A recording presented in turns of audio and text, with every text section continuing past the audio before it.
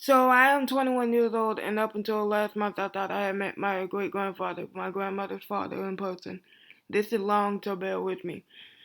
Now that I'm older and able to better communicate my memories, I'm learning I was quite the lightning rod for spiritual activity. One of the things that made it stand out the most was something that occurred recently. That's what connected everything happened over the span of my life.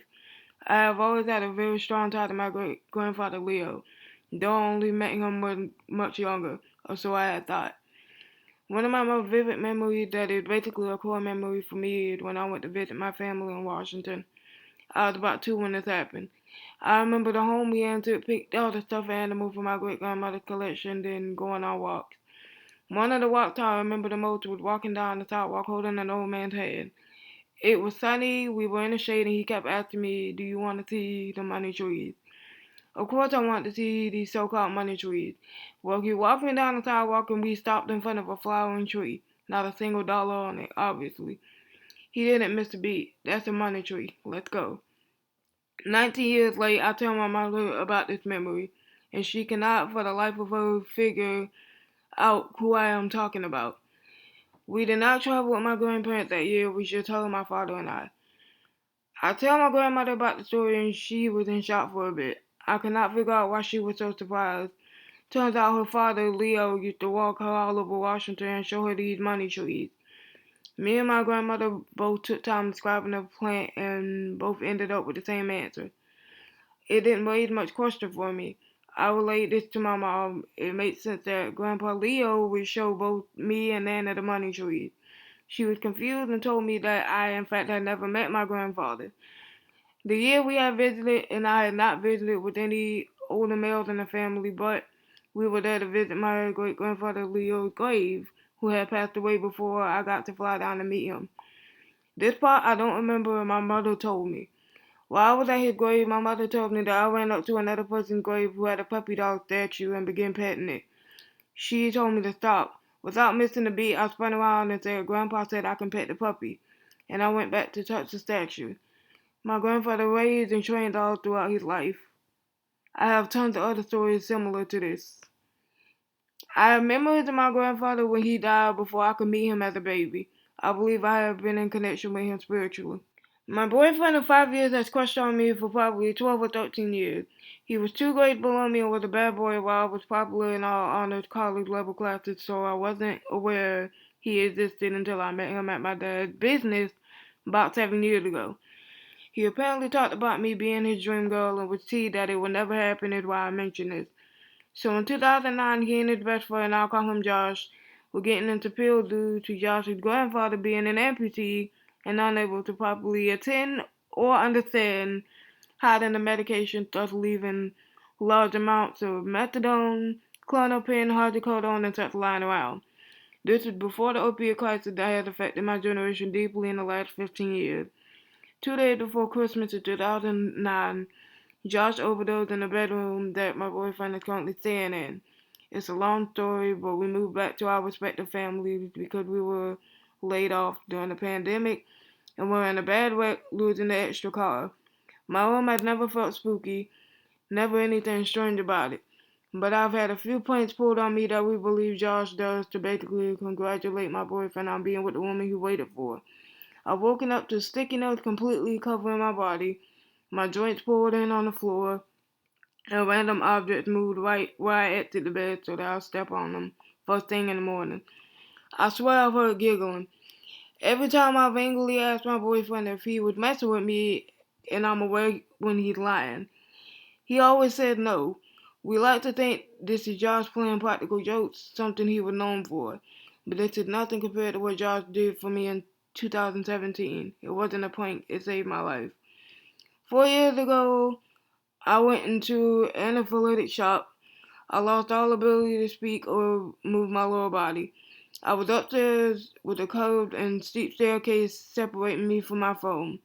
I remember crawling to the stairs knowing it could be fatal if I smashed into the wall that the stairs led to, before the turn with the very large steep step. I know I was extremely oxygen deprived, but I immediately saw Josh and two of my deceased best friends ascend the stairs to carry me to the living room couch with my nebulizer and cell phone. I called 911, but I had no voice. My friends were gone except Josh. He told me he was going to wake my boyfriend from the hammock in the back of the yard. And suddenly my boyfriend dreamed of his friend saying that I was in trouble. My boyfriend came running into the house, and by this point I was dying. I could no longer use any part of my body, and no air came into my lungs when I inhaled. I remember thinking of my daughter and praying her father would never get my loss to her and keep memories of me alive. He actually died in a freak accident 8 months ago, so now I'm fulfilling that for him, but I digress. I struggled to remain conscious, but I was fading. My boyfriend saw the 911 operator on the phone in my sweaty blue body. He told them he didn't think I was bleeding, and by some absolute miracle, there was an ambulance passing by my neighborhood. The hospital and dispatch were 30 minutes away. This coincidence plus my boyfriend's sudden premonition that I would hurt saved my life. Josh and those EMT saved my life. I remember the EMT asking my boyfriend if I had overdosed. I hadn't. And I thought of how Josh had died. I was blabbering on about dead people saving me after a large amount of epinephrine, so no wonder they thought I was high. The doctors and EMT were baffled at how I managed to get down those stairs or even stay alive long enough to get help. I had one bruise on my leg that was tiny, that was it. And the worst headache I've ever had. Turned out I'm allergic to the latex and spray paint. I just told him I slid down the stairs, but it's not how I remember it. The weird thing is, I'd never met Josh when he was alive. I don't know how to recognize him or hallucinating him, but he looked exactly like the picture I was shown. I've had a lot of paranormal encounters, but my run-in with Josh saved my life and he never even knew me. So thanks Josh for giving me more time on this earth, and I wish we had met many years before. I do hope he is resting peacefully, just periodically popping in and check on us. So my daughter is 9 years old now. She's growing up way too fast. She has always been an old soul. She always had a way with people and animals. When she was a baby, she used to enjoy sitting outside in the front yard on a blanket and playing.